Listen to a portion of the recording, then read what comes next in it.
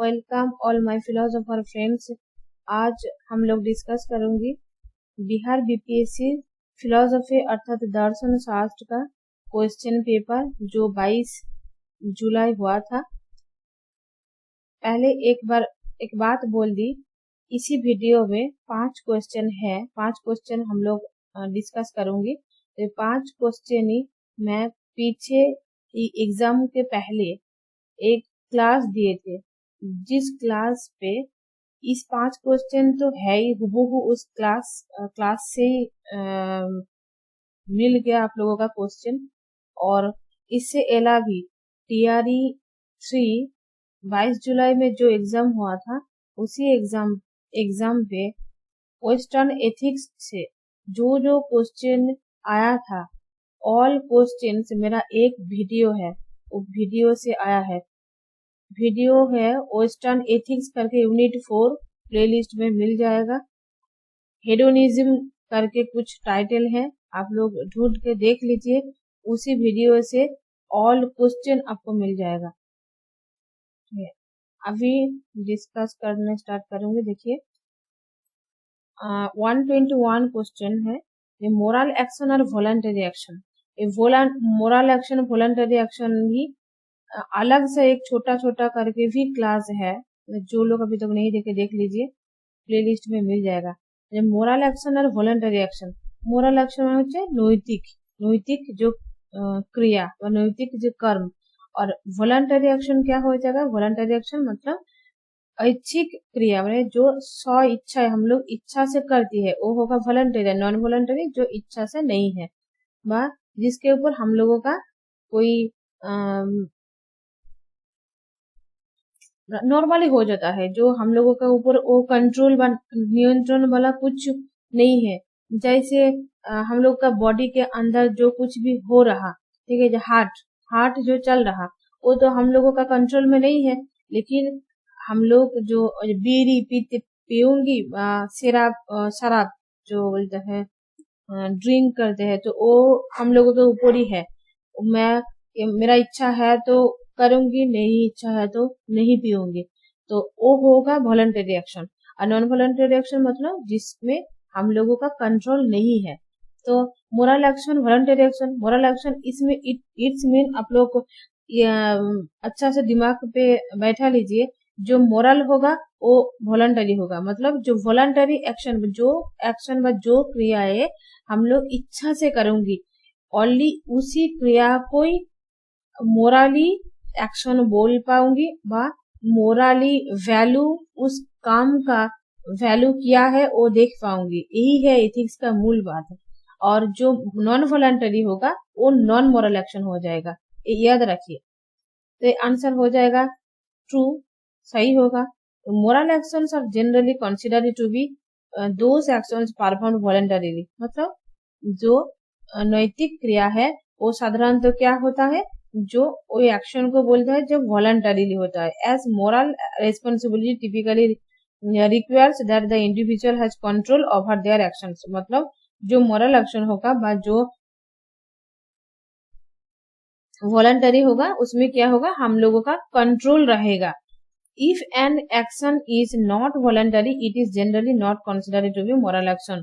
ठीक है, अगर मेरा पिछले क्लास पे एक एग्जाम्पल दिए थे, अगर कोई बच्चा, छोटा बच्चा दूसरों का, कोई लड़की का कान वाली अगर टान खींच के तोड़ देते हैं व खींच लेता है, तो क्या है, हम लोग क्या करते हैं, वो छोटा बच्चा को मारते हैं, पीटते हैं? कुछ नहीं करते ना। इसलिए करते हैं, कुछ नहीं करते क्योंकि ये छोटा है, उनके ऊपर नियंत्रण अर्थात कंट्रोल नहीं है।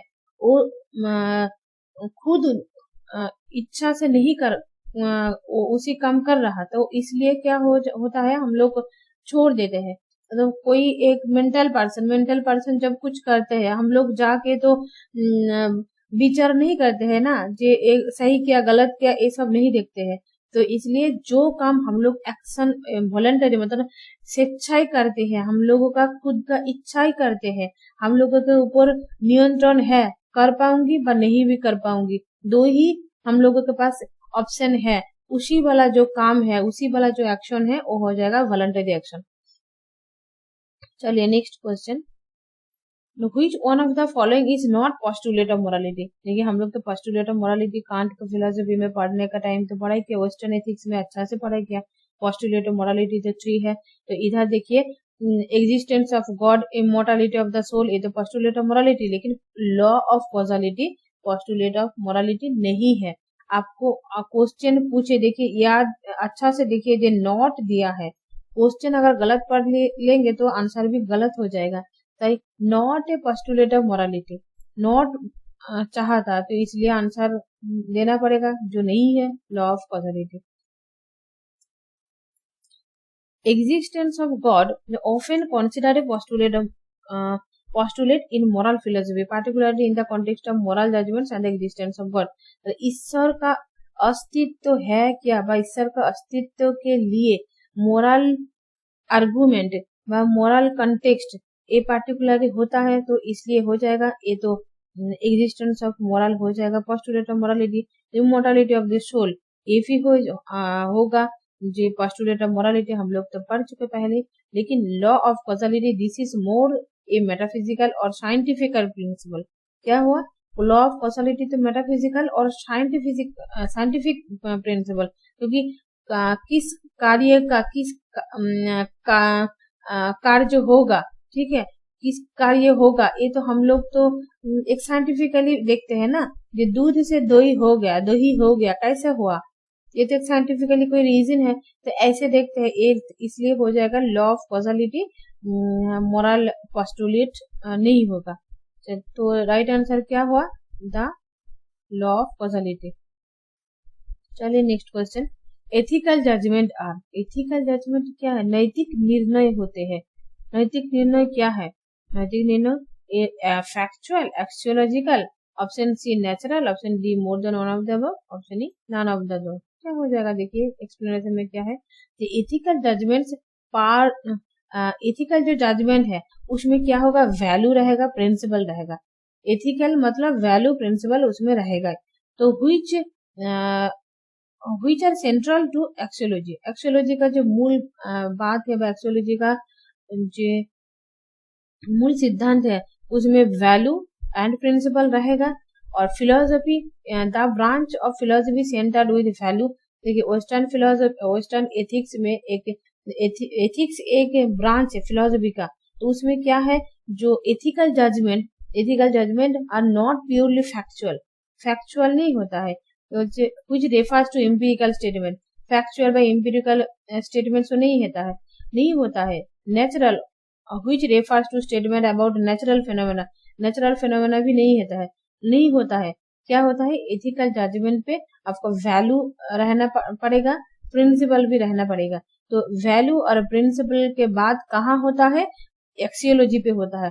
तो एक्सियोलॉजी का मूल कॉन्सेप्ट है वैल्यू और प्रिंसिपल, और वैल्यू और प्रिंसिपल बोथ एथिकल जजमेंट का भी टॉपिक है, तो इसलिए आंसर हो जाएगा एक्सियोलॉजिकल।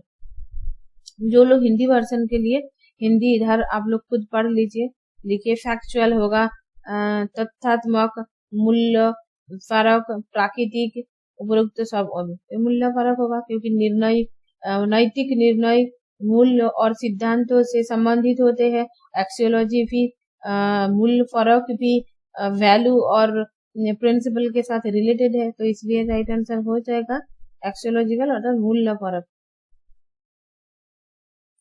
चलिए next question, what are the two types of hedonism. देखिए मैं जो वीडियो बनाया था ना हेडोनिज्म करके, ठीक है, वो हेडोनिज्म करके एक वीडियो है 49 मिनट्स का, उसी वीडियो में मैं स्टार्ट ही किया था इसी क्वेश्चन के साथ, जे हेडोनिज्म का टाइप कितना होता है, ऐसे करके बोले थे। जी हेडोनिज्म का मूल टाइप 2 है, साइकोलॉजिकल और एथिकल। हम लोगों का यह साइकोलॉजिकल पार्ट है और था ethical part.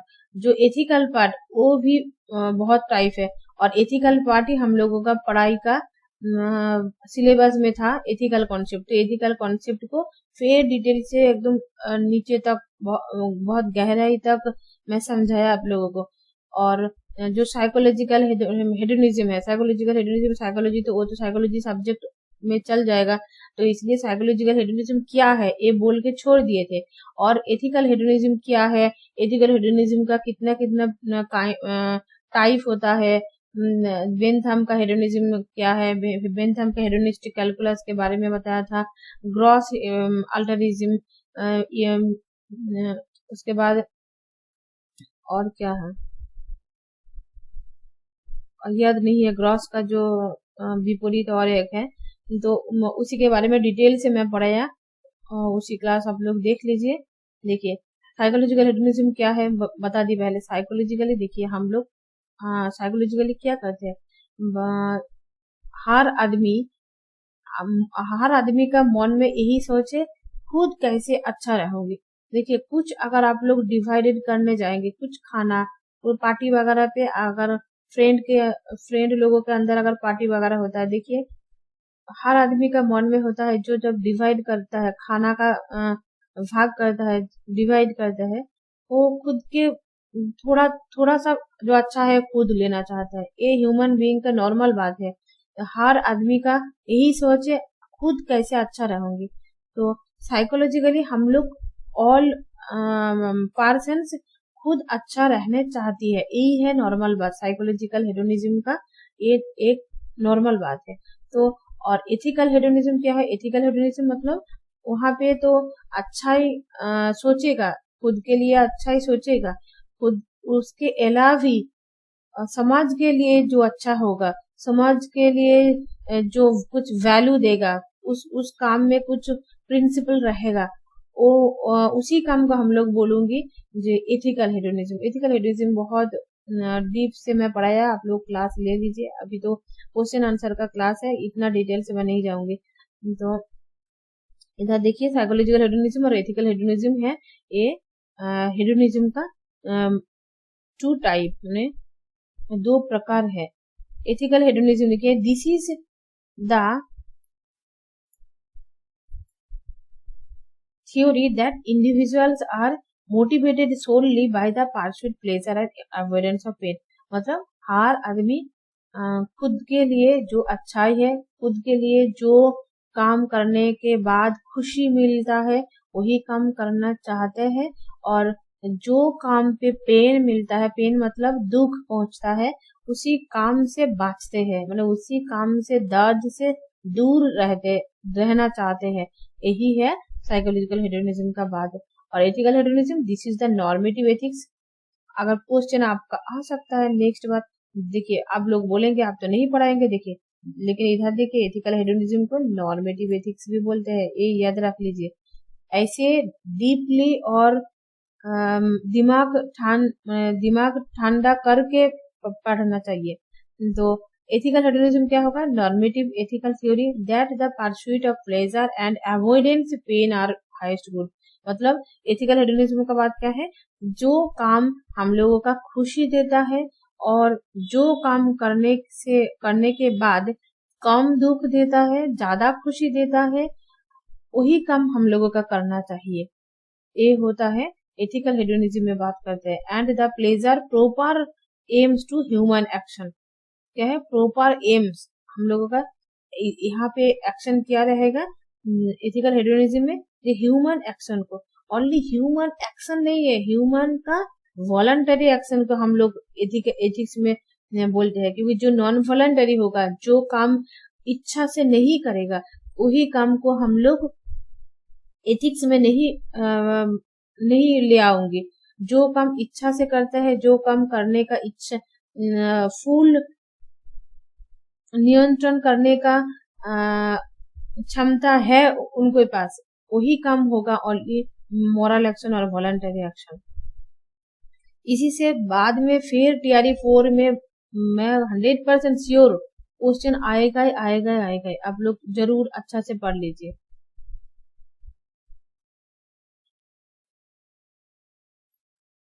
Bentham believes, next question 125, Bentham believes in which one of the following। Bentham किस पर विश्वास करते हैं, देखिए अभी बोले ना, बेंथम का हेडोनिस्टिक कैलकुलस पढ़ाया, बेंथम ग्रॉस हेडोनिस्टिक के बारे में बताया, और एक तो होता है सुखवाद और होता है एक स्थूल सुखवाद। ए होता है ग्रॉस मतलब स्थूल सुखवाद। तो बेंथम ने स्थूल सुखवादी मैं बताया था, बेंथम के नाम पे ना एन है ना, एन है ये हेडोनिस्टिक बताया, एक ग्रॉस अल्टरिज्म के बारे में बताया। ठीक है, तो हेड बेंथम बिलीव क्या क्या करता है, ग्रॉस अल्टरिज्म पे करता है, हेडोनिस्टिक कैलकुलस भी उन्होंने दिया था, और एक्सटर्नल इंटरनल फंक्शन जो है वो भी बताया था। लेकिन ये अगर आप लोगों का नहीं पता है, ये भी मैं मेरा क्लास में ये भी पढ़ा दिए थे सब कुछ, इधर जो जो क्वेश्चन आया मैं बार बार बोल रही हूँ। आप लोगों का मैं जब पढ़ा रही थी आप लोग बोल रहे थे कि इसी के अंदर क्वेश्चन आएगा, विश्वास नहीं हो रहा था, लेकिन मैं तो पहले एग्जाम दे चुके हैं, तो ये लोगों का कहाँ से क्वेश्चन ले सकता है, थोड़ा तो मेरा आइडिया हो गया जो कहाँ कहाँ से क्वेश्चन ले सकते हैं। मैं इसी इसी के लिए यूनिट 4 के जो जो इम्पोर्टेंट टॉपिक है उसी से मैं क्लास बना दिया। एक तो फुल मैराथन वाला 1 घंटा 2 घंटा वाला क्लास भी लिए, और छोटा छोटा जो पार्ट है हेडोनिस्टिक कैलकुलस बेंथम का, ग्रॉस अल्टरिस्टिक और के बारे में कौन बताया, कुछ छोटा छोटा करके भी बहुत वीडियो डाले थे।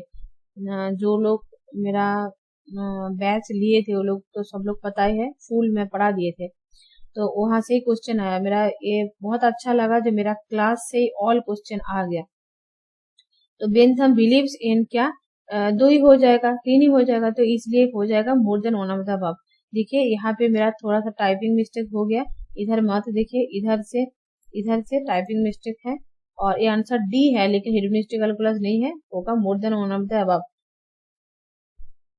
और एक बात ये याद रखिए, हेडोनिस्टिक कैलकुलस को फेलिसिफिक कैलकुलस भी बोलता है, होगा अगला बार। हेडोनिस्टिक कैलकुलस वर्ड यूज ना करके फेलिसिफिक कैलकुलस कौन बताया, किसने दिया, इसमें क्या क्या है, ये क्वेश्चन में आ जाएगा। और हेडोनिस्टिक कैलकुलस व फेलिसिफिक कैलकुलस जो है अच्छा से पढ़ लीजिए, ये नेट जेआरएफ के लिए भी बहुत इंपॉर्टेंट है, और बीपीएससी के लिए भी तो बहुत इंपॉर्टेंट है। चलिए क्लास खत्म है, मिलते हैं अगला वीडियो में। आप लोग तब तक पढ़ाई कीजिए, और आप लोगों का क्लास कैसा लग रहा जरूर कमेंट पे बताएं। मैं तो बाहर का वेस्ट बंगाल का हूँ, हम लोगों का तो मदर टंग तो बंगाली है, तो थोड़ा सा तो प्रॉब्लम होगा ही, लेकिन देखिए आप लोगों का कुछ तो हेल्प मिल ही जाएगा। आप लोग कमेंट करके जरूर बताया आप लोगों का क्लास करके कैसा लग रहा, कुछ फायदा मिल रहा क्या नहीं मिल रहा। चलिए थैंक यू एवरीवन, इतना टाइम देकर सुनने के लिए मेरा क्लास।